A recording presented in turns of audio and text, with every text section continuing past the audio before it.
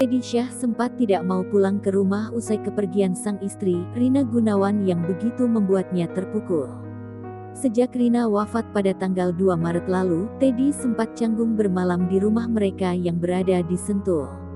Kini, ia mulai memberanikan diri untuk kembali ke rumah setelah 2 pekan kepergian istrinya, Rina Gunawan. Diakui Teddy, tempat di rumah mereka yang meninggalkan banyak kenangan adalah kamar tidur. Teddy menyebut bahwa kamar adalah tempat favorit Rina karena suasananya. Ya, suasana di kamar tersebut sangat mendukung bagi mereka berdua untuk saling bercengkrama dari hati ke hati.